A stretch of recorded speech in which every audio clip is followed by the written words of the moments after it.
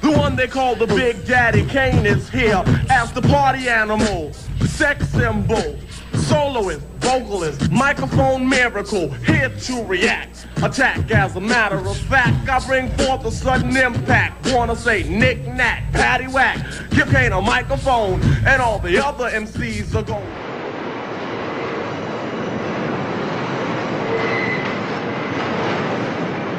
At the Grand Concourse 149th Street Station in the Bronx, graffiti writers gather at what they call the writer's bench.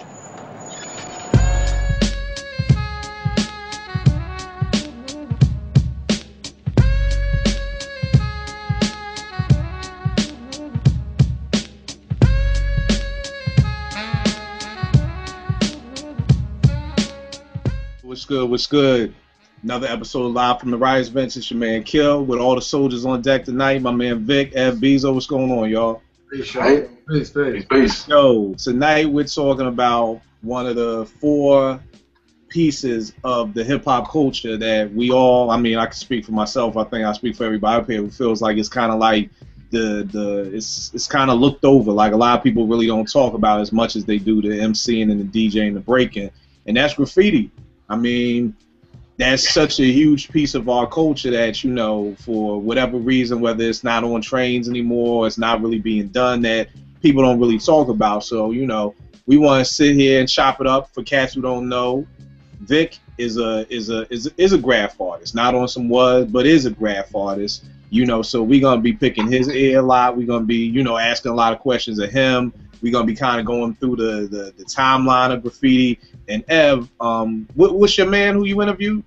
Can't say because he's a graffiti head, but he's a cat from back New York Times, back late 70s, 80s, throughout the 80s. He was a writer, down with a couple crews, IBM, TCP. So I had a chance to interview him and ask him a bunch of questions. But you know, I guess we can call him Professor X because you know, I couldn't get it. I couldn't put a name down. I don't even know what the cat write. That's which is crazy because I mean I don't even know what. I don't know what they write because that's some graffiti shit. Like you could be mad cool with a cat and be like, yo, what you write? It'd be like, nah, son, nah, what you talking about? Don't even bring that up. All right, so, yeah. Now that's something that me and you was talking about the other night. So Vic, first question. Why is it graffiti artists, y'all like on some old Bruce Wayne, Batman, aliases, cats don't want their face seen? Well, what's good with that? It's because it's criminal activity. Most of the cats I know that are in that life that took it beyond just doodling in school on a piece of paper and actually getting up on a wall or running through a train yard. I got a man, my man, we was in grade was I had to be in 8th grade. He lost 2 legs and an arm to that electricity. You know what I mean? Jumped over the fence and landed on something, a box or something, man, and it just burned him up. But it was criminal activity, man.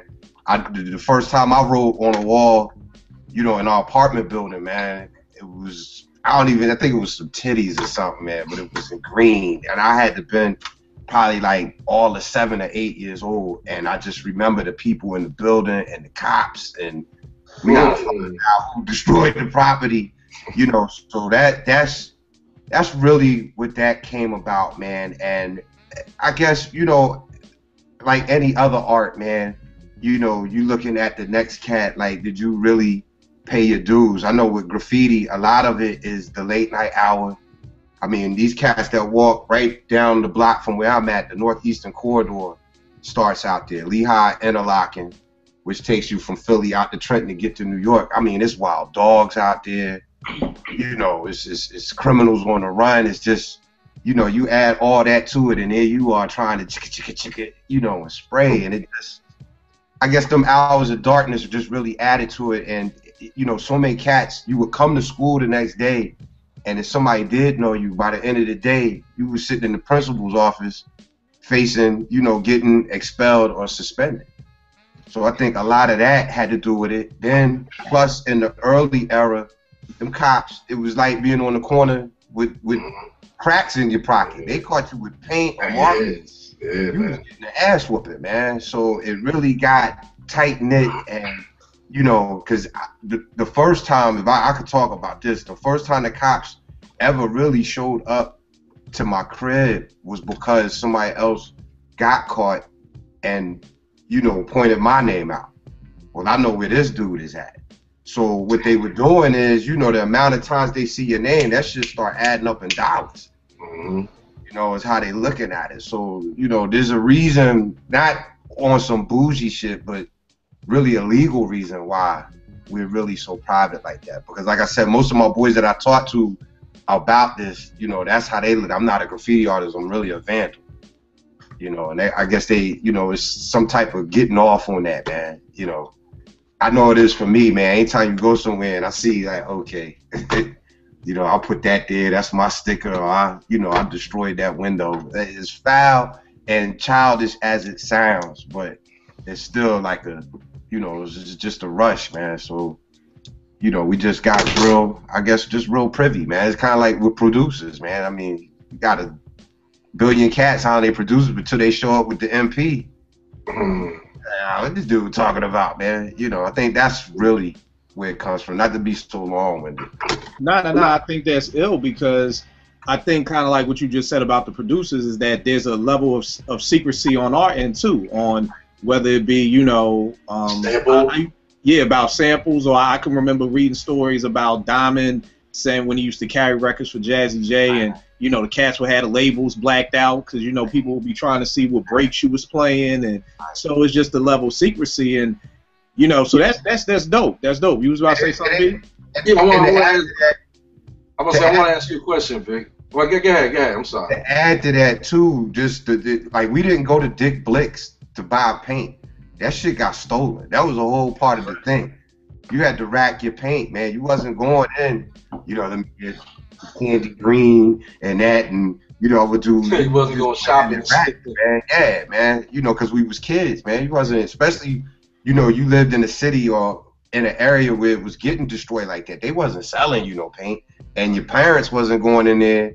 Yeah, my kid's a graffiti artist. Let me buy a whole case of, you know, some Krylon or some Red Devil. So I just wanted to add that in there too, man. Well, yeah, I wanted to ask you this though, Vic, because like I remember back in, I want to say '86 in my high school, in Mount Vernon High School and shit, the graffiti was starting to get bad, like on one side of the building, like the back of the building, which was like from Mount Vernon High School, you know, it's like in the bougie side of Mount Vernon, literally. You know what I mean? Like across the street from Mount Vernon High School, like, you know, ex-ball players, Gus and Ray Williams, the people that own Farberware live across the street, you know. So there's like somehow like we used to make cake when it snowed or whatever, doing shoveling up there. But because of that, I guess they were real heavy on the keeping that element away from the school when the shit was closed or whatever. So when they start getting, you know, a lot of work being done in the back of the building and cats bombing shit, what the school did was they rounded up any cat that they saw with the black book. You know, the long ones, you had the little ones that was like, that you open it up and it was long like that, kind of like one of these joints right here. You know what I mean? Like the sketchbook, but much bigger or longer. You know what I'm saying? And then my school started rounding up all the cats that they seen in the school, and they said, look, they took a lecture hall and like, look, we're gonna give y'all 2 classes that y'all can just sit in there and do graffiti, but we want a list of the names of every graffiti artist, so that if we see a tag up on the wall, boom, we know who did it. And it was like controversy because, you know, I wasn't a graffiti artist. You know, I dabbled and I had some of my boys that were teaching me how to draw the characters and all this and that. And, you know, like the character like standing, posing, leaning and shit, or the profile and all that. Cats showing me how to do that little bullshit. But I mean, once or twice I went and actually spray painted the wall and shit. And like you said, it was like, damn. Like 15 years ago, I went to the spot, like, see if it was still there, like, Daddy Kane on my shit. But it's like, but I'm just curious as a graffiti artist. I remember talking to my peoples back then, and niggas was mad skeptical, like, I don't know, you know what I mean? This is shady, whatever. But like, you had the 2 crews, the MVA, Mount Vernon Artists, and COD, which really stood for, from what I was told, Children on Dust was the name of the then cats would tell me what this shit meant. But the heads of them crews in the Vernon, and then one other crew that was from the Bronx, they sat down and talked about it. It was like, you know, they giving you a venue to do your thing, just stay away from the school. And they made like some deal with the school, like, yo, but you can't get this information to the cops. You know, this is just for the school. But I'm just curious, like, you know, I was young back then. I ain't know much of nothing or whatever. But I'm just curious, like, if you was a part of, if your school said some shit like that, like, how would you have felt like, all right, we're going to give you our room, but you got to give it your name, your whole shit, and your tag and all that? I mean, that happened. That was going on in New York, period. And probably in Philly, man, where they was giving you the chance to do, like, you know, we'll give you this venue to do some art. You know, y'all want to call it art, we'll do that. But again, you get back into, you know, I'm a vandal. You know, you gotta in your mind, am I gonna be corny, or, you know, am I gonna still hit the road and be out here and putting up shit that cats just, you know, damn, I gotta get with that right there. This dude is on the top of the 50-story building, you know, and here come the train, and oh shit, he all city. Are you gonna stay to that? And if you wanted to stay with that, which was really where the party was at, you had to be, I'm gonna keep it illegal. You know what I mean? I can't be off in school, because you're right. As soon as they figure out your little S, or, you know, see a name, they got you, man. Because the school is one thing, but again, you know, the city you live in or the cops, we ain't trying to hear that, man. I think what most cats did was give phony tag names. Right, you give another tag name. Any artist. And as we're having this conversation, respect to everybody in that game, man. I'm not claiming I'm some type of Dondi dude or something like that. It's just, it was something that, you know, I fell into a long time ago, and it was the part of hip hop that I could afford. You know, my parents wasn't buying no turntables, and it wasn't gonna be no, you know, so, and I had always doodled. So, you know, when we would drive up and down, you know, between DC and New York, and I got to see all that, it just amazed me. You know what I mean? The colors and big letters, and I, you know, it was something that I could just do early on. I could never rap. I tried to break dance. That wasn't, you know, I was trying to break. That wasn't working. You know, I knew a lot of DJs, but like I said, I didn't have no equipment. You know, I had records, but, you know, it was like, okay, I got to get this for somebody else to spend. So much respect to all the pioneers, cats that's out there now, you know, but yeah, that's really the thing with it, man. I mean, that's the same, actually same, but very similar thing that happened, same thing with the cat that I was telling y'all about. And just let me kind of correct something. I said TC5. I'm mixing up crews. It was I said TCP, but it's actually TC5. I'm thinking about ICP, which is a Philly crew, but he was down with TC5. But his thing was the same thing. He was like, he got started from, it was friend. That was his introduction to hip hop. So he got started from, because it was his friends was out there writing, so he went out there and started writing, and Cash just started, you know, got into the thing of perfecting your craft.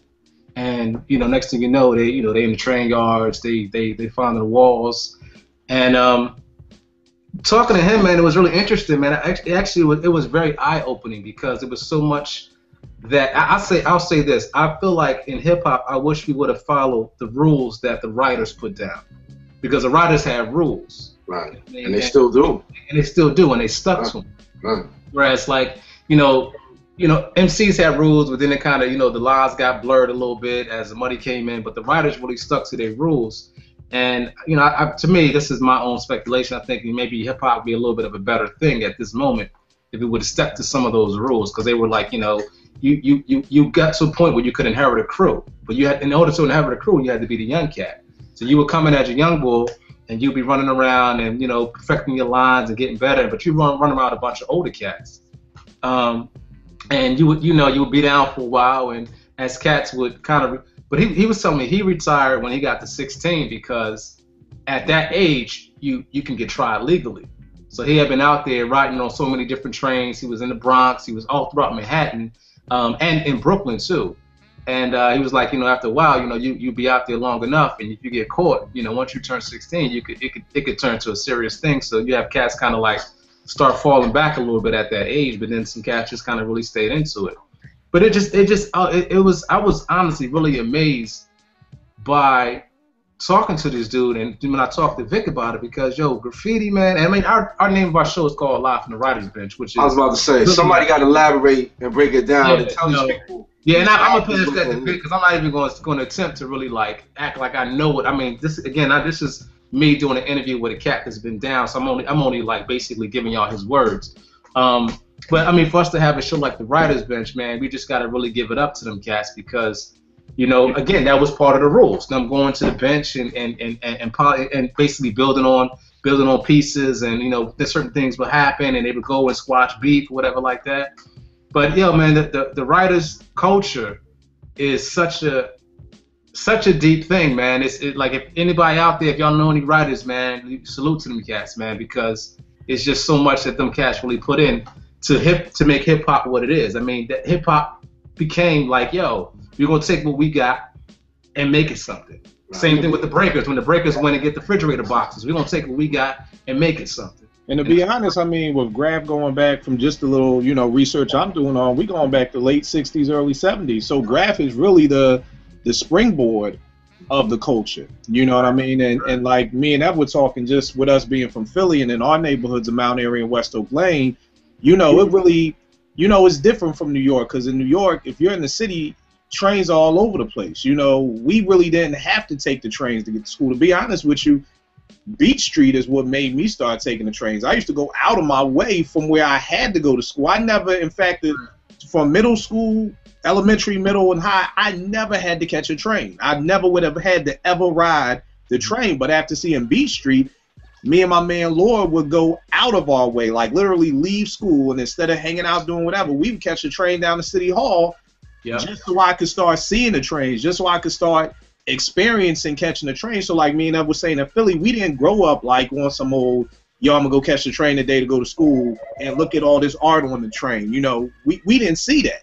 You know, so I know growing up in New York with Beezo and Vic, I mean, had to be ill. Just being able to, you know, going to school and you getting on this train is just flat out beautiful. I gotta shout out 8th Street line, man, because I would love to get on that train just to go through that little section. I think it was supposed to be a Fairmount station that they closed down, and sometimes you go through and the lights would be on and you just see the pieces. And I remember the first time going through there, like, just being amazed by that, man. So the thing about, like, I mean, it's different media, you know, and the thing that made New York crazy is each borough is separated by a bridge.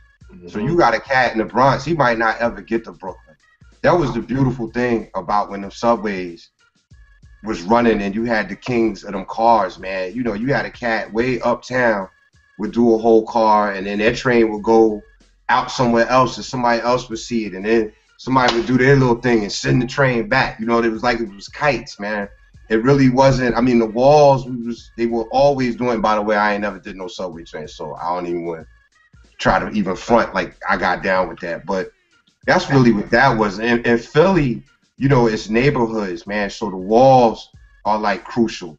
You know what I mean? Because, you know, you be all, you know, it goes by blocks, and then all of a sudden, boom, you in West Philly, man. So for a cat, you know, for his name to start all the way up at Fern Rock, you know, Broad and Olney somewhere, and end all the way out Broad and Oregon, you know, like, damn, this cat got it in. He went down the whole shit and just banged out. You know what I mean? And he went all the way across the city. Like the cats, you know, more so where I'm from, the freight trains got big. You know what I mean? You got a cat in New York and the CSX train, you know that shit was going out to California or Canada or something. You know, and as you start recognizing names, like, oh man, that train came from Texas somewhere. You know, damn, that's dude. You know what I mean? And you get up on the freight trains. That's really, you know, what was going on as far as the media we were using, because in the early stages, you know, after like the Taki 183 and cats just representing their neighborhoods, it did get into battling. You know what I mean? And if you look at those old movies, and I know they probably, maybe some of them, a lot of writers would disagree with me, but that's really what that was. Like, you know, I'm going to do my 12-inch, send that shit out to Brooklyn. I'm going to do my 12-inch, send that shit, you know, up here. And it was a lot of battling going on them trains, a lot of exchanging of styles, you know, that was just going down, man. I mean, it's something really interesting if you ever really decide to really just look into that shit. You know what I mean? Because that's my question to y'all. Did y'all look at it as art part of hip hop, or was you like, damn, man, this dude just destroyed my, you know, neighborhood, look all crazy now because of him? It depends. Actually, to be honest with you, it depends. Because for me, like, if I seen certain tags that didn't have no style, that was just like, somebody just wanted to put their name up, but there was no style to the tag. I mean, honestly, I would judge that one way as opposed to judging like, either a tag that had a style or a straight bomber, like just something somebody came and just bombed some shit. To me that was always art. But cats, sometimes you have cats who just want to get their name around, but never really put nothing into their writing. So me being a young cat, I guess it's probably like mid to late '90s. There's a couple of cats I knew that wrote, but you would see cats start tagging again, and if they didn't have nothing in they if it was just them putting up their name, like honestly, Cat gets up, but Cat didn't have a fly hand to me personally, but he got up. So as a writer, like somebody that got up, one of the greatest things I ever saw on my grandmother's block was cornbread. There's a cornbread tag on my block. It just was, in regular letters, but it was the Philly style, but it was cornbread. So that to me was more important than any piece, quick, anything that I ever saw. Like, that quick, that quick. I don't want to put blasphemy on blast, but for me, growing up in the 70s, I had a unique experience when I was a kid, because my mom was like, she trusted me and my sister to like go off the block, and like, I used to be on the subways for Dola with my peoples, and I was like 9, 10 years old.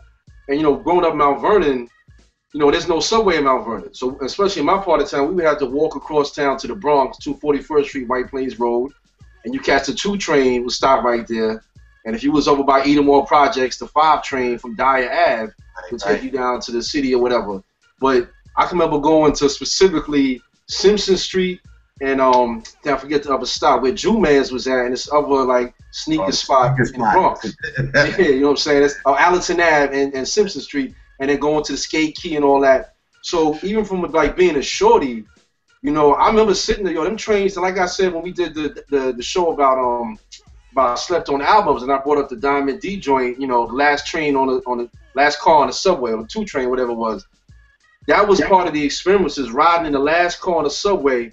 And you would sit there, and I remember times you would just stand there and bug out with your peoples and be just watching as you going on the train and just looking at all the ill graffiti. It's graffiti's on the seat, on the ceiling, on the windows, on the walls, on the track. Everywhere. So it was like you didn't even have to be a real graffiti artist to just look at it like, if nothing else, these cats got balls, because you could see the places they was bombing at. Like, how did this nigga get up there and not get caught or not kill himself? And it ain't so like I was saying that see, I doodle, man. I write all the time. You know what I'm saying? I'm constantly just writing. That's my girl. Not just writing her name. I just constantly write the tagging, like the burners, the bombers, the throw ups. I'm like, okay, you could get into that, but it was, to me, it was the tag. You know what I mean? Especially when you could cats was standing on the corner. And you looked around, it's like, damn, there go my shit right there. You know what I'm saying? Not so much, because the burners, man, the big joints, they was most likely gonna get buffed out, written over, just because, man. But your tag, that's personal. You know what I mean? That was one of my men said the same thing to me. He's like, the burner is cool, but just like you say, it's like, because it's so big, somebody's gonna paint over it, get it out the way. But when you riding on the train and you see that, I guess what you call it, 12 inches. You see that joint like that, nigga banged it real quick on the window. He kind of caught a nice spot on the window where everybody, eye level, you gonna see it. Like, that nigga would be proud of that shit. Like, yo, B, I'm telling you, look for my shit. I just bombed the 2 train last week. Check for my shit. Like, okay. And when I tag, it's no crew. When I go out, if you do a big piece, you got a cat doing the outline. You got a cat doing the fill-in. You got another cat doing this. It's like, it might be yours, but there's so many other cats involved in that. But when I throw my shit up, that's all me. That's what I wanted to ask you though, Vic. I think Kill brought it up about Beat Street, and I remember when they were talking about the shit being made, when Harry Belafonte was like, he was getting behind, they wanted to do this hip hop movie or whatever. And I can remember just talking about it because like back then, like my sister was messing with Eddie F, and I was around Eddie a little bit and talking to cats, and you hearing all this noise about this Beat Street joint, but I had already seen Wild Style, so it's like, I looked at when I saw Beat Street and I saw like the cat Ramo, I'm like, he played the part. He looked like the the requisite graffiti artist, the Puerto Rican cat with the army green fatigue on or whatever. when I saw his tags, I'm like, yo, this cat ain't no graffiti artist. Right. I could do shit better than this dude. But Wild Style, that felt like the real shit. That felt like the rugged raw, like the more organic, the realistic shit, and more as a documentary than, you know, saying in that B Street shit. But I always wondered, like, you know, for you, like, of those two movies, how did you feel about how they depicted the graffiti artists in those movies? Wild Style is like, you know, that's the personal piece. You sit back and you watch it, and you like, hopefully you get to meet one of them cats, and you know, you try to learn a little something. Beat Street was like, okay, we Hollywood now. Right. You know what I mean? It was like breaking, you know, compared to who's the other hip hop joint that came out, the real shit. What about Star Wars? Star Wars definitely was. That's what I meant. I got them confused. Wild Style was more. It definitely was more realistic than Breaking, but Star Wars would have to be the one, man. That's the one. I remember I saw that joint. It was like 10 o'clock at night. The shit was on PBS. You know, but even on, it was a documentary that came out on PBS, man. Star Wars is the one, man. But I mean, Wild Style was cool because it had Lee in it, you know, and Lady Pink, and some of the guys that really came through with that whole Zulu Nation, Bambaataa. This is where hip hop is. Right. So it definitely is important because those are real people. Mm-hmm. You know what I mean? Lee, the boy Lee, you know, what was his name in the joint? Zorro. Yeah, Zorro. Yeah. Artist. I think the white boy in there, man. I want to say that's Zephyr or Revolt. One of them cats is. The white boys is the dude, you know what I mean? And that's just the thing, to flip back to Star Wars, it just points out, man, you know, how the color barrier is broken down. A lot of them cats, man, that y'all see up the white boys, man, and just get funky with it like that and shit. It's really not, you know, all the army of Puerto Ricans and brothers, even though it is a lot of us, but a lot of the major cats that really, really did the thing, man, in New York, even in Philly, just white boys, man, for real. So the funny thing about B Street for me is that was the first movie I saw. Like, I saw B Street first. I didn't see Wild Style first. You know what I'm saying? Like, I don't know if it took longer to get to Philly or what it was, but B Street is what I saw first. And it was kind of like, from that, it was just like, yo, this is dope. I mean, that's what started. I mean, B Street dropped in 84, so I'm 10. And after that, everything in school was just doodling in my notebook. You know, I mean, to this day, my mom's, you go to my house in Philly, it's graffiti up all over the walls in my room, and little tags and everything. I just never had, I guess, kind of like how you said that, like your man was saying, like a old head to take me out. You know what I mean? Because when I started going to Brooklyn and staying Fort Greene in like 84, and it was like me asking my cousins, like, all I ever wanted to do was ride the trains. I mean, to this day, when I get to New York, all I want to do is ride the trains. Like, that's literally, I remember going. Not anymore. What happened? Not anymore. Ain't no graffiti on there no more. I mean, yeah, not anymore, but it's almost like I still love that smell of the trains, man. Right. It's crazy, V, but I mean, yo, just... I feel you, though. It's an experience. It's almost like the nostalgia. It's just that... Yeah, it's an experience. That when I smell that, it takes me back to when hip-hop, to me, was great, when hip-hop was good. You know what I mean? But I want to do a quick kind of rundown of some bullet points that I found out about graffiti, which was ill to me, because, you know, coming into this show, again, being from Philly, I'm sure I'm a step behind, maybe 2 or 3 steps behind than what y'all are from being from New York and seeing it. So going to the site, I was just seeing, like, they were talking about from 71 to 74, you know, that Taki 183 Vic, who you were talking about earlier from Washington Heights, was one of the first big people to kind of not necessarily get their name out there, but to get their name, like, New York posted an article on him. So he kind of was like the first dude to get his name out of the graffiti circles. And then they said it was a cat friendly Freddie from Brooklyn.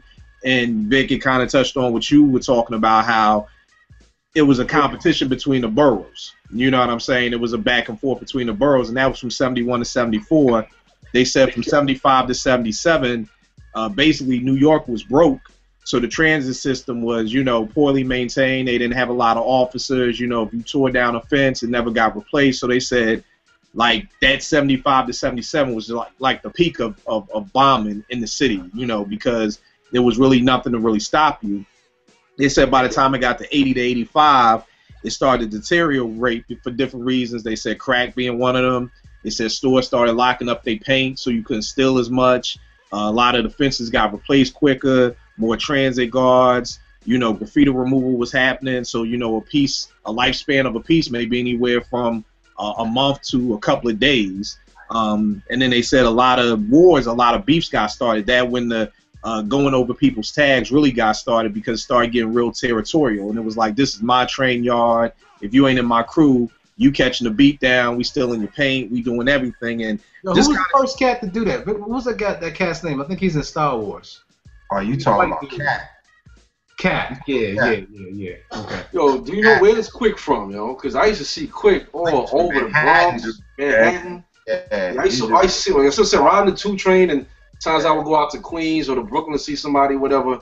Yo, you would see Quick everywhere. Like, what? That nigga shit was everywhere. So him and this other cat, Scorp. I used to see Scorp more in the Bronx and parts of Westchester even, like on walls and stuff. But I used to, Scorp used to have this one tag, this one bomb he did in the Vernon. It was him and Quick right next to each other. It was like, this is one block in the Vernon where you go down this hill. We used to call it the Tarzan Hill, because it's like off a busy street and you just make a quick left and it's a drop. And it's all like these 3 or 4 industrial buildings on this one block, and that's it that's there.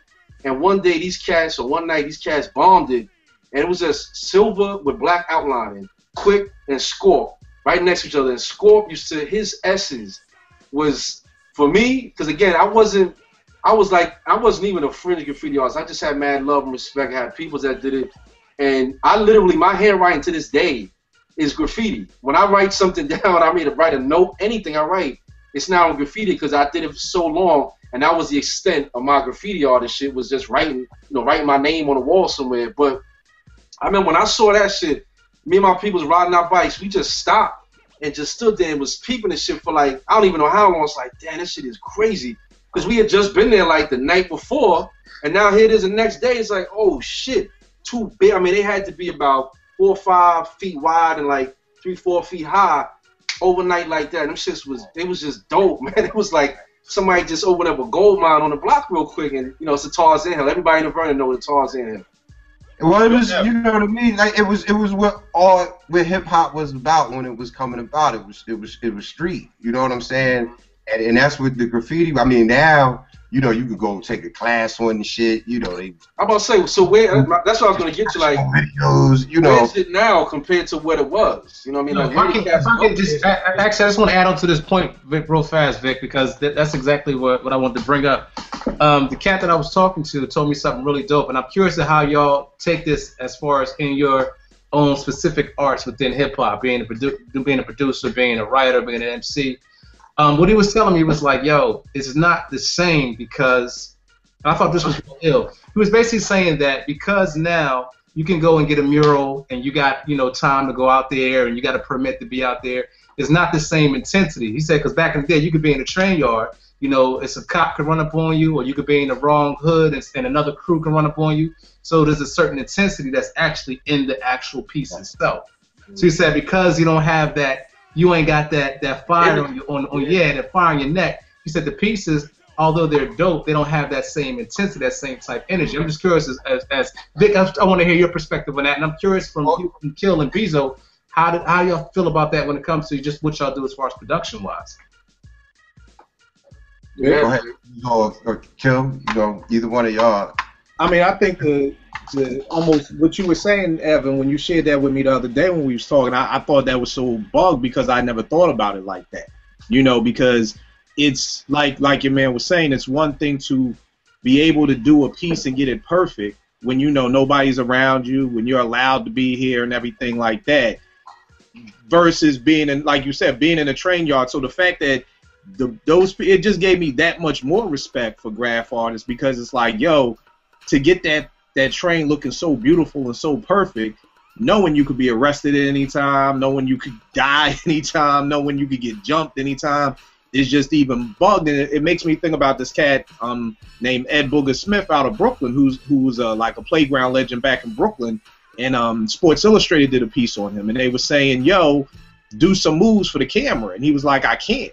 He was like, the only way I can do moves is if somebody's guarding me. Like, I can only do it in the action of when somebody's playing me. I can't just sit here and cross over and do all these tricks just because you got a camera on me. It's instinctive. I just don't do it because I do it. I'm doing it because I'm doing it based off of what somebody's doing to me.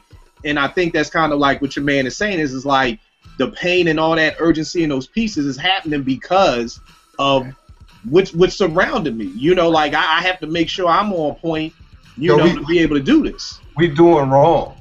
So Yeah. there's the rush in that. I guess the way to put it to you, Ev, is like, you know that sample, you find that shit, you know you ain't gonna get that shit clear. Exactly. And you freak it so well that you just make the illest beat ever, versus if they gave you the clearing and the check and here you go and then you do some Diana Ross. I mean, you're right, man. That's the big difference, man. Because when you do, man, from the time you walk out the door and you got the shit stuffed all up in you, you got the ski coat on and you got your shit, your markers and your stickers and whatever, and you like, yo, I'm going to get it, and your bandana around your face, and it's just a rush, man, and if you get caught, it's game over. So that's a good point, man, because it makes me think about, that's one of the reasons why I like Primo, because I like all producers. That's another show, but one of the things I liked about Primo is because he would take something and chop it up, or just those producers would chop it up so you didn't know where it came from. Like, it's just something about that type of beat for me to really have to go and be like, yo, where did they get that sample from? Like, it's just like 2 or 3 seconds or something. And the big part is too, man, is just thinking about how I would read about cats. And I mean, Beezo, I'm sure you could attest to this because you worked on the SP12. I can't front when my man Osei first got the SP12. I didn't like it because of the limited sampling time. You know what I'm saying? But what I heard from cats who started on the SP12 was that actually pushed your brain to do different things with it because you only had a certain amount of time. Right. So you kind of had to, you couldn't get lazy. You couldn't just say, okay, I'm going to just use all 180 of these seconds and just loop this up. I got 10 seconds. I got to find a way to freak it. But what I love about this discussion is it shows you the intertwining of the culture.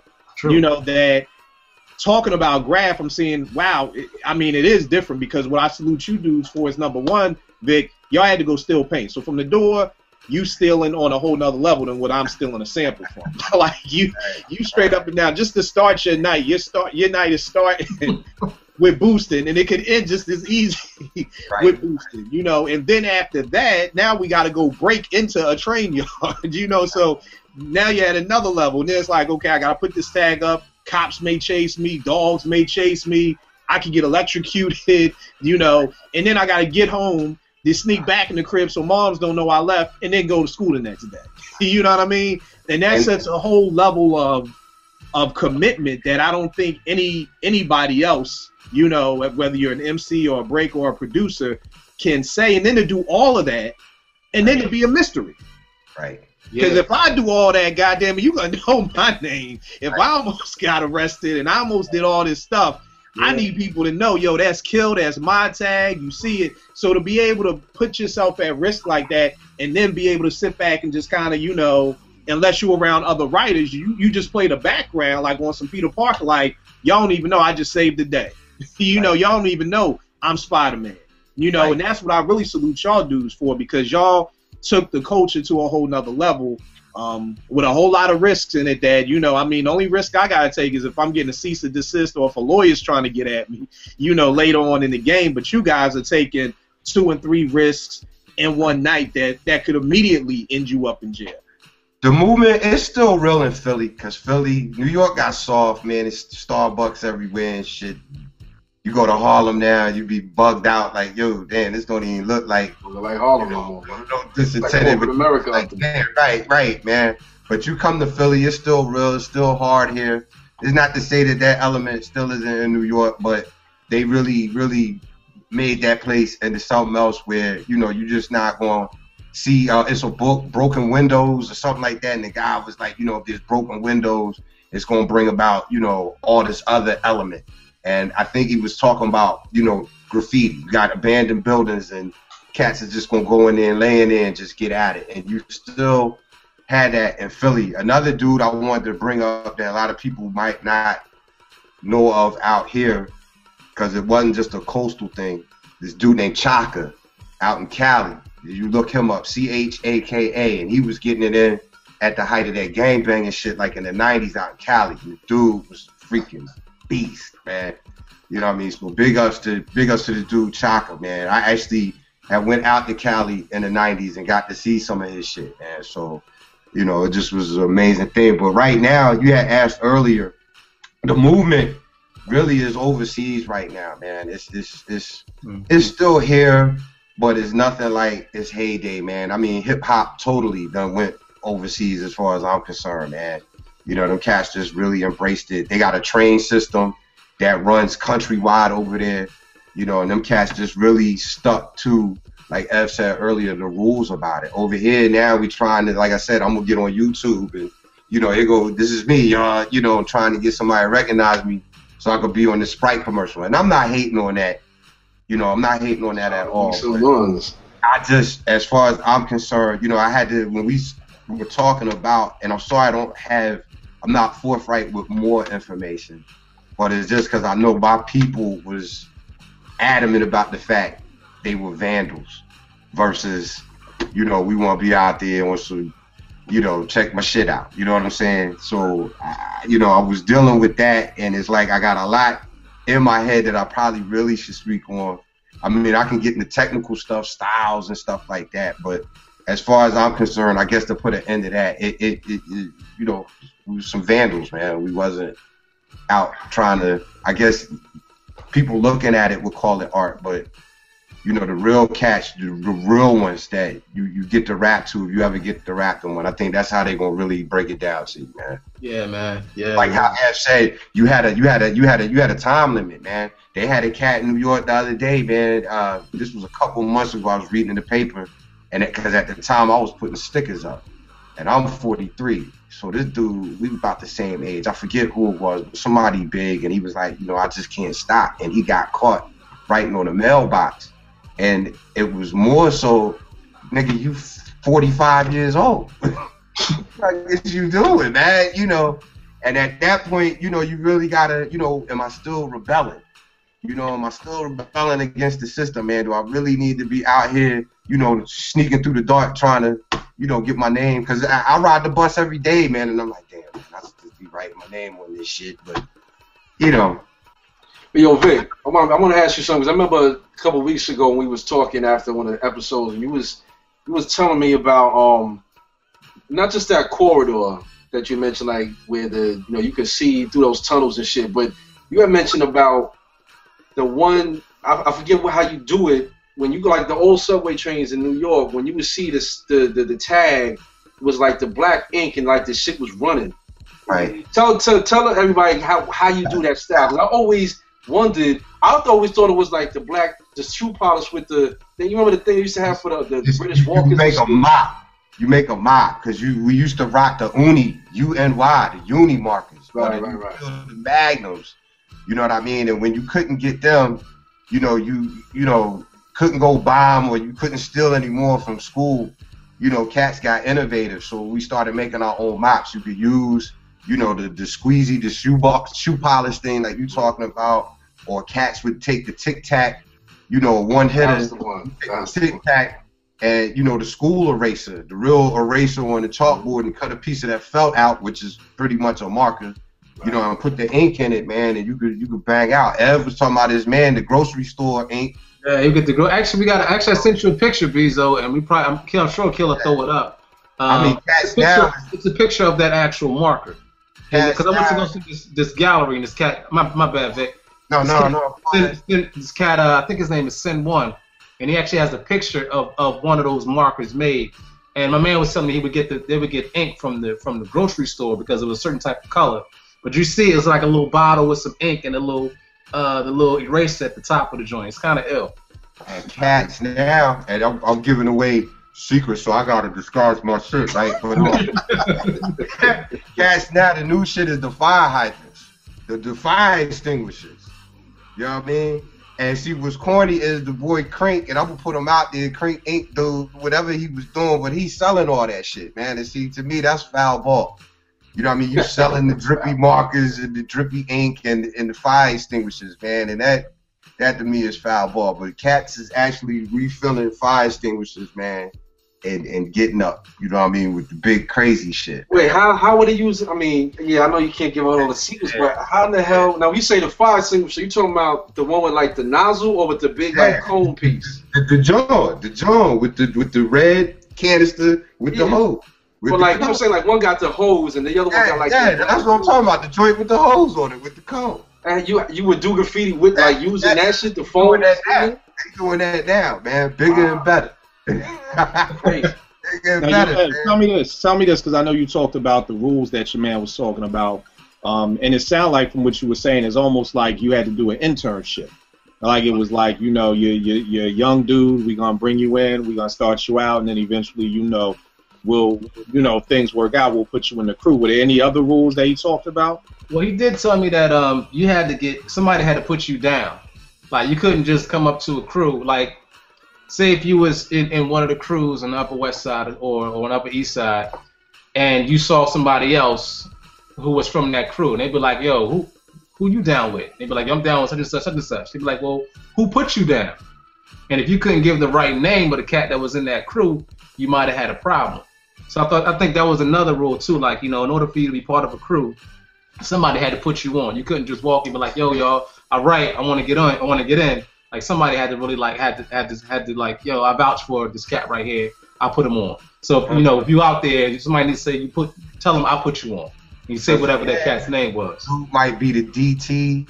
It was so much other stuff going on with crews, man. It might be gang involved. It might be, you know, various other crimes involved because we was out there at night, man. So a lot of it wasn't no average shit going on out there, man. You was out there with them corner dudes and, you know, like I said, man, cats you be out there right now, man, some cat, you know, on the run from Florida for 5 murders. You know, you out there trying to write your name and you running to him.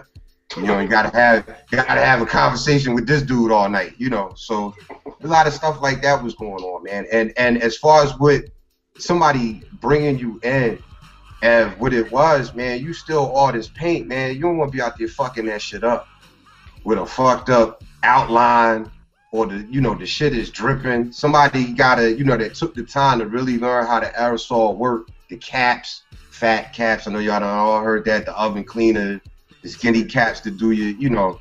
Somebody's got to show you that so you don't blow the piece up. Because like I said, if you look at them, man, a whole car, and if you worked on the railroad, you talking about 85 feet long and maybe, how would you say, like 10 feet high? 10 feet high. Yeah, you don't want to ruin that, man. Put out some bum shit, and you know, because cat ain't know what he was doing. So that's what it came about, and somebody was teaching you the lettering. So in the dark, man, you had a feel for that shit. You know what I mean? You knew how to because it's a lot of them. You look at what my man Shy said it, not Shy. Tracy said it in an interview. You know, the shadow, when he shadowed the letter, and he was the first one shadowing, it was a mistake. He had made a mistake, and he just ended up parlaying it into a shadow, and that's how that came about. So you look at him, you know, we like with y'all with beats or rhymes, we looking at the piece the same way, like, oh man, this bullshit, you know, this dude ain't in, that's whack, you know, and a lot of it does get written over because of that. Like, yo, this shit is garbage, man. You out here with kings, you know, especially like I said, I use the Northeast Corridor for example, man, and there's some major cats that go up and down that thing. I mean, some major shit. Like when you look at it, just banging pieces. So you come out there with some bullshit, you know, beginner, novice hour. Yeah, they gonna feel some type of way about it, man. Now tell me this because I heard Beezo say this. So for Beezo and Vic, did y'all feel like Beat Street, like y'all didn't like it because you had seen Wild Style? I mean, for me, I mean, I'll let you speak on it, Vic, in terms of the graffiti shit. But for me, I didn't care for it I mean, the graffiti side of it was garbage to me from the Cat Ramo, because I thought his pieces were garbage. They just didn't look dope. You know what I'm saying? But, I mean, did he even really do them? I mean, dude is an actor. That's what I'm saying. But that was my problem. It's like, damn. Because like I said, I heard all this hype about it leading up to them doing the movie. So I'm like, okay. And they actually show like Harry Belafonte like out in the hood trying to get real cats. You know what I mean? That's how like Kool Moe Dee and the Treacherous 3, Kool Herc. You know, you did have some official hip-hop people. Breakers in there. Right, you know, they did have some, the whole Rocksteady crew was in there and all that. You know, you had some official cats. And I'm like, it felt like to me, the graffiti side of the movie is where they got the weakest. Like, I don't know. Maybe it's like they couldn't get the real graffiti artists to come out and play a part in the movie. I think that's what it was, because at that time, man, Koch was going to war. You know what I mean, on them cats, man. So they probably sent a substitute down there, you know, and the people doing the movie not knowing no better. Okay, yo, that's so and so. All right, well, we need this piece for this scene, and I think that's how that really came about. Because back then, you know, what Ev is talking about, it really was a whole nother game. You know, nowadays it's strictly just, you know, we're gonna go out and bomb, but it was a lot more to it back then, man. You know, especially if cats knew who you were and you put something up in somebody else's neighborhood, you know, or was known to go over somebody's piece. Like they show that in Star Wars with the dude Cat. They was ready to murk dude. You know, it wasn't until they became old men that a lot of people really got cool with Cat, you know, and recognized them. But at first, you know, they was ready, like they said in the movie, they was ready to do them in. You know, but it brought my man in the movie was like, oh, some big ass white boy shit. You know, oh, damn, I ain't even going down there. He live in a tunnel like a troll. You know, you know, and that's what a lot of it was, man. We just weren't during the hours of daylight with y'all. You know what I mean? Because you just couldn't take that exposure. But we was beefing and battling and rumbling and, you know, all that good stuff, man. You know, like any kids. It's just that we was the ones getting it up on the wall in the trains, man. You know, what it sounds like to me is like, it sounds like the same thing that happened to graffiti is what's happened to the hip-hop game in general. You know what I mean? It's just that because of the fact that the graffiti shit is so much of it predicated upon, you know, straight like you said, criminalities and shit, you know what I mean? Vandalizing, stealing, that it's like, it almost is like the tradition stayed longer in the graffiti. It's not there as much now, obviously, but it stayed longer in graffiti than it did in the rap game, especially like when it comes to MCing. And like I talked to me and Kill was talking about last night with like the ciphers. You know what I mean? Where like the cipher used to be, you know, that was like for a cat that was trying to rhyme, that was your like, that's when you step into the world type thing. Like, word, this is my chance to shine. You know, you trying to go around the cipher to cipher, you know, Washington Square Park or different spots to get your game on and let the cats know in the game, like, yo, this cat is nice.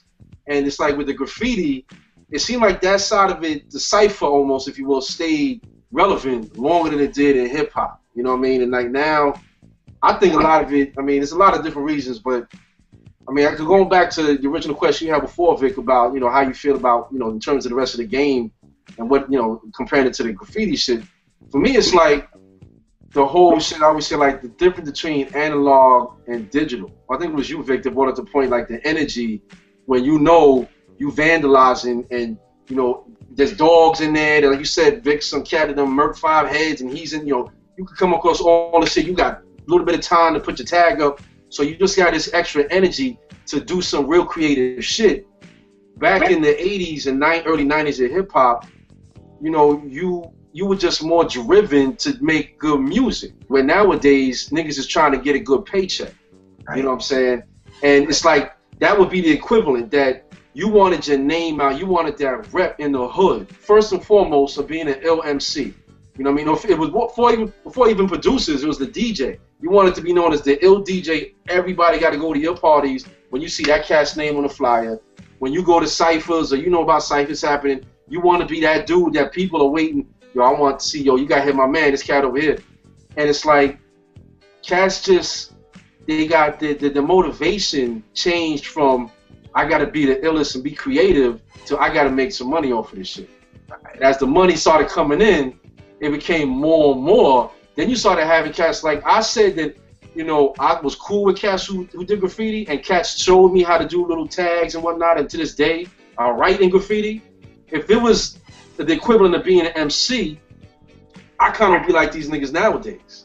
Where, well, I may not really be an MC, but hey, I see other cats I know the MC, I could do that. And these niggas is making money, I'm gonna be an MC. You know what I'm saying? I could write a little 1-2 cat in the hat, why not? I'm gonna be an MC. But it's like for the graffiti game, because it was so much of the extra, you want to go to jail for this, nigga? You know what I mean? You want to die for this? Because you could literally die for this. Most you gonna get it, and the other shit was getting jumped by somebody, but you could die doing graffiti. So I think that shit held a stronger hold in terms of the real organic shit compared to the rest of the game, man. The rest of the game came out. It broke out, because it's crazy you said that. Like, Wild Style, that's somebody's style. I think it's Tracy that started doing that. That's the way he wrote. And then, you know, when they tried to make hip-hop palatable to the masses, you know, that was the one that Cass was, well, I'm going to just write it like this, just like you, so I can get on, man. You know, I could do it. I could write like that where you can't read it, but I never got into that, man. You know what I mean? I'm a Dondi type cat, man. I want the big block. I want you to know what my shit say. You know what I mean?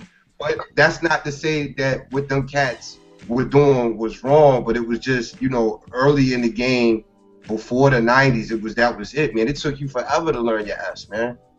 You know, I just gave a big hint, but it took you forever to get your S or whatever, you know, your letters were, man. It took you a while to get to that point where it was like, okay, that's how I'm going to cut you up, Big, but I was going to ask you that question when I was bringing up the shit about Score, because I love Score. Quick was just ill to me because it literally, I mean, I always looked at it like, yo, his tags was simplistic but dope.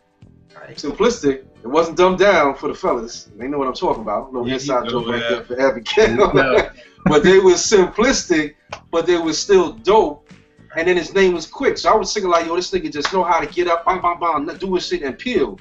But Score, the way he did his S's and the R and the P was so unique. He had the little cap on the top of the R and then the little swirl up underneath the, you know, the other line on the R and the S. I can't even describe the way he did his S's. And when I went back to my man's that was showing me a little graffiti, and I asked him about like how you do that, he was like, nah, I can't teach you that nigga style. And I'm gonna teach you how to do what that man do. So you're gonna go out there and come. He said, nah, you gotta come with your own shit. I got like, okay, and I respected that. So it's like, that's my question to you. Is like, again, I know you can't give away no trade secrets, but amongst the graffiti world, is there like, are there cats that have like, I don't want to say trademark, but amongst y'all like, yo, that nigga is known for that letter, that style of letter, that kind, like you just said that one dude did the, you know, the wild style version. Like, is cats known for like just the letter or the way he does his colors? Who did the arrow? Who was the first cat to start doing arrows? Man, I couldn't tell. He told me. I don't know if I wrote that down. I forget what it was. Amy, one of them cats, one of them dudes. But that's just it, man. Like, I use Scene for example. He put an I. His name was Scene. He put an eyeball in his E's. Like, yo, that's Scene.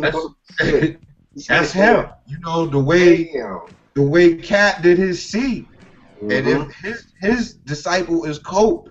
So, you know, they really the only two cats that should be. I could do that C, but for me to put it up, they trademarked that shit. That's kind of corny, man, to me. Yeah. You know what I mean? It's biting, man, and biting. That was just it, man. You know, because when you bring back into it how I even got out here to put this shit up, and then here you gonna go, you just gonna be on Easy Street, and yo, that ain't me. I don't know that dude. That ain't, you know, I'm getting arrested for some clown. You know what I mean? And I ain't had nothing. I remember, like I said, the other part of the story, man, I remember the cops bringing me around was real whack too, man. Because one, they brought me around all the drug corners in the back of a cop car with see-through windows. That was real corny.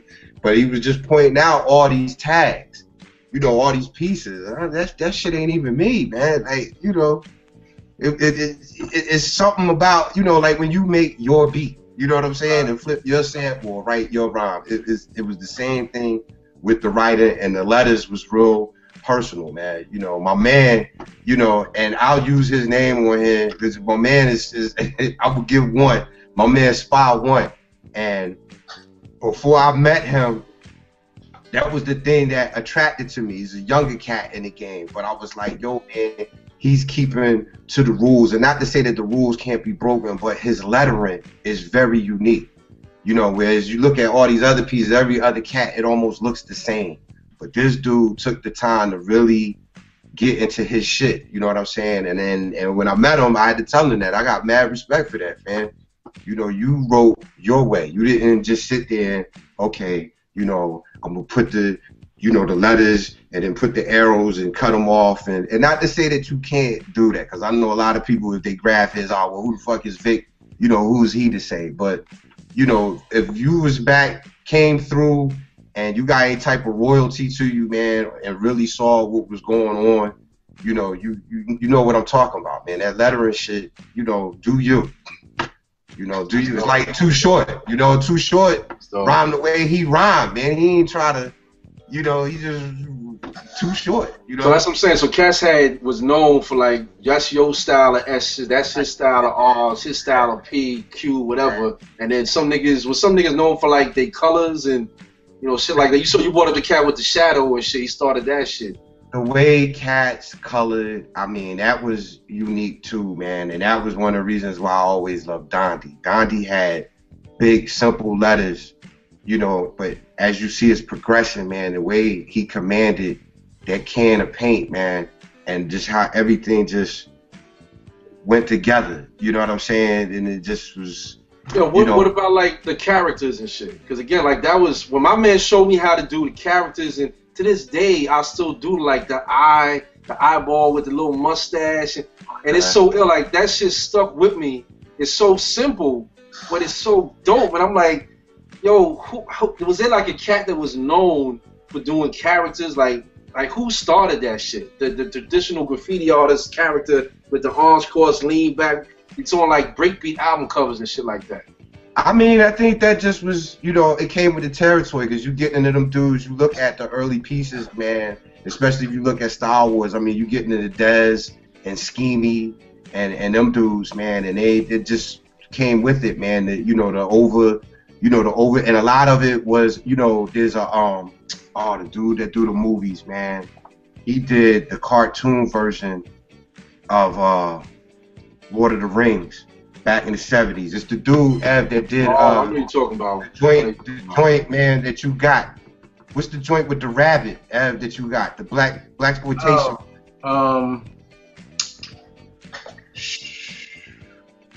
My man, but that's where a lot of that Coonskin. Cartoons, you would see the oversized hands and the muscles. We just took that. Like, yo, I love Silver Surfer because again, you know, we were kids. So, you know, I like the Hulk. So I'm gonna put the Hulk up there, but I'm gonna put a dude with, you know, I'm gonna put the gold ropes on the Hulk. I'm gonna put him on there. That's how that flavor, you know, about, man. You know, it was real simple. And then, you know, a couple cats, your Futuras, your Lees, that really were more so artists than they were vandals. They were the ones that were able to go and do the gallery stuff, man. But now it's just cats just come out like that. But I feel some type of way about that because it's like, you know, what kind of dues did you pay? But see, there's that gray area. Do you even really have to pay dues to say you're an artist? Do you have to get zapped by 20,000 volts of electricity to be like, yo, my shit's legit? You know, that's where I'm at now, I think, as a grown man. But if I was, you know, 18 again, oh, yeah, I definitely, you know, the cats that was, you know, coming straight out and, you know, going to galleries, nah, man, I wasn't feeling them cats. To me, you had to be one of them kings, man, one of them dudes that I seen when they train on that wall. And to me, you know, or Cornbread or Eastro, you know, so many other cats, Bio, Nicer, I could name a lot of cats, man. Crazy, man. You know, that's what it was for me, you know. And now they teach it now, man. You know, and it's... You know what's so ill about graffiti? Like, the cat Quick. I remember the elementary school around my way, like 5 minutes from my crib, walking distance, like two blocks over and 1 block up. And we went to play ball one day, and it used to be like part of the parking lot that was almost abandoned. There was this little brick wall, and one day we going to play ball, and Quick had a tag up there. And I was like, I mean, me and my man was like, yo, it was almost like a superstar had come into our neighborhood, like, oh shit, that nigga Quick was around the corner from the crib bombing some shit, like, yo, we was gassed off of that, like, yo, we felt like we almost, our part of the Vernon was like on the map because this big time graffiti artist had bombed the wall in our hood, like, yo, that's crazy. Quick, somebody that you see, that's all city. Yeah, and then and you see that shit. Exactly, and then like over that summer, Scorp did some shit around the corner. Then another cat, I forget who, but like another big graffiti name I would see all up and down the Bronx and Manhattan. So we was like, yo, we on the map, son. Boy, this by then Heavy D and the boys was out. So we was like, yo, yo, the Vertis, yo, this is this. I'm like, yo, the graffiti niggas is here. We got rap niggas. We was on the map by it. That makes me ask a question. And how do y'all see? Because right now, I don't know if y'all been up in your papers, but Banksy's in New York, and he's been doing a lot of like pieces in Brooklyn. He did some stuff in Manhattan, Lower East Side. How do y'all, Vic? How do you feel about a cat like Banksy? I mean, Banksy is cool because he got it in over there in Europe, and they got a huge movement, man. When I get to looking at pieces, man, over the years, and then it started leading me to over there. And thank God for the internet because I got to see cats getting it over there. I feel him. Like I said, he probably was really one of them cats that he, was artistic enough to take it to the next level. Right. You know what I'm saying? So I'm not. I wouldn't hate on Banksy, man. I love what he does, man. Where's he from? England. England, yeah. He does some real dope, like he does political pieces. Okay. Yeah, I saw some shit. Like welding work type stuff too. I seen this one piece he did, and it's funny because I'm calling it a piece, but it was actually a phone booth that he took, and he almost like the phone booth was like one of them old school like English phone booths that's it's bent over with an axe in it. And he's for doing stuff like that. He'll go and weld some shit and put it back out in the street and it's be a piece. He got big with the cutouts, man. I forget the technical term for them, but you would do these cutouts, man. The stencils. Yeah. That's how he got down. And his stencils was real banged out. It was crazy, man. That's what's going right now. He got a bunch of stuff right now that he's doing all throughout New York. Which became a movement. The stickers became a movement when you used to go through the toll booth. Everybody was still in the change that shit.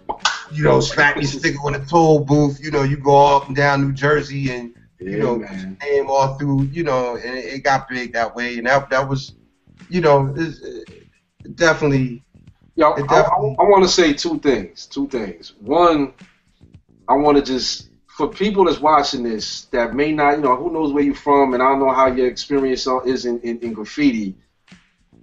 I told Vic about this last time, about a month or so ago. I was coming from my sister's rest up in, she lived up in Westchester or whatever now, and I was coming down like I don't even remember what highway, but coming across the GW. And as I'm getting closer to GW, I saw one of them billboards that, you got some billboards that be on top of like a building, but then you got the ones that's like they own pole. Son, that shit had to be, no joke, a couple 100 feet in the air. And I saw a tag. It wasn't even an immense, burner or nothing like that, but like a corner of the shit, maybe about that big. You know what I'm saying? Maybe I'm like 2.5 feet, and maybe I'm 2.5 feet wide and high. And I'm like, I remember driving, thinking to myself like, yo, I gotta give it to that dude that he took that much time to climb all the way up that shit with, I'm sure, a bag of paint and whatever else. Like you said, Vic, mask on, all this shit. And this was like around the summertime, so it was probably hot in the month. I don't know when he did it, but the billboard looked semi-new, so it couldn't have been that long. And I'm like, this cat went that hard with it. That's what the hip-hop game is missing. Niggas going that hard for their love for the music, for their love for the beats, for their love for the DJing, for their love for the rhymes. That's what hip-hop is missing. That nigga climbing up a 50-foot pole to stand up there and spit a verse. You know what I'm saying? To drop an ill beat. That's what the hip-hop shit is missing. I don't know. After seeing pieces of that cipher the other day and the dude Kendrick, man. That's a whole other show right there. That's a whole other show. But I wanted to mention this website that I found about a month ago. I meant to tell Cash about it. It's called at 149thstreet.com, like at spelled at149st.com, and it's literally like a list of all the graffiti crews. Like, from A to Z, you know what I'm saying? And, like, I seen, like, y'all was mentioning different names. Yeah, that's right. Yeah. It's like, they got IBM crew. I don't know if y'all can see this, but it's like just a list upon list of graffiti artists. And then they got some tags and some burners, from the 70s. And it made me just go all over the internet and try to find shit. And that's when because I asked about the dude, you say from England or whatever. And I came across, like, some shit from, like, France and Germany, all this ill graffiti. And it made me feel good, man. Like, damn, at least somewhere in this world, there's some cats that still is keeping it organic, man, to the roots, or the essence of what this game was about, man. Yo, so Professor X is on that site. He won't tell me what shit is, but he's like, man, okay. And that's what I'm saying. It's like my whole point when I'm bringing up both of those two things is that for people that have been watching these episodes and they hear us talking about hip hop and rhyming and beats and this and that, whatever, you got to understand the essence of what these graffiti cats is about is what hip hop, that's where it started from. That's what the essence of hip hop is. So if you calling yourself a real hip hop head, but your indoctrination starts with an Eminem or a Bone Thugs and Harmony, and you know nothing of graffiti, you know nothing of the struggle coming up in the game, I implore you to go out and do your own research. And first of all, you're going to be blown away by the size and the magnitude and the depth of some of these pieces cats is doing. And then when you listen to what like Vic was saying, like the drama you got to deal with to just create your artwork, something that's organic to you, that's a part of you and who you are, that's what hip-hop is missing. Cats doing it for the love of the music, for the love of writing rhymes, because they love making beats. Like I know, Kill, I'm sure you say the same thing, like, yo, you could take all my equipment away today, and I'm going to still go look for samples. I'm still going to be buying records. I'm still going to be doing that because that's just part of who I am. You know what I mean? I love hip-hop. That's who you are, but Yeah, I think Beezo wrapped it up right there. That's the best way to end the show. So Vic, salute. Word. Everything you've done, everything you did for Professor X. Ev, let your man. Yeah, I want to shout him out, my man. IBM TC5. I got to shout out the dude Sin One because I went to his gallery.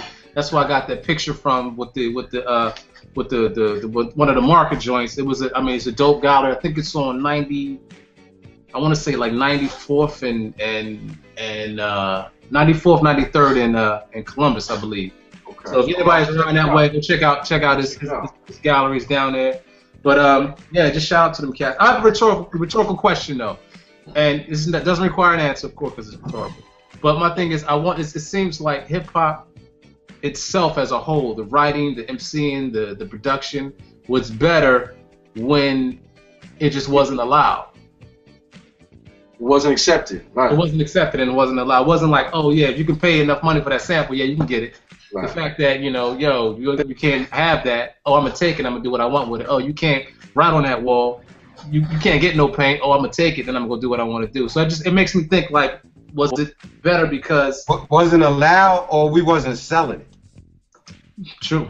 Well, so that's why I said it wasn't accepted. Well, I mean, kind of the same thing. In order to sell, it has to be somebody has to be in the market for it. Okay. All right, cool. Yo, YouTube.com live from the bench. I'm sorry, Vic. What did you say? I just hope that I gave y'all some information. We probably could have got a lot of deeper, in context with it. And just anybody that sees this, if you're a writer, please. Your comments are more than welcome, and it wasn't about me dissing nobody or trying to come off like, I'm super right at anything. So I just wanted to put that out there before we go with them. Let my man bring us out. YouTube.com live from the bench. And what's the website? LiveFTWB.com. There you go. Beezo and Vic. Salute as always, fellas. Yo, keep it locked for another ep. Peace. Word. Peace. There we go.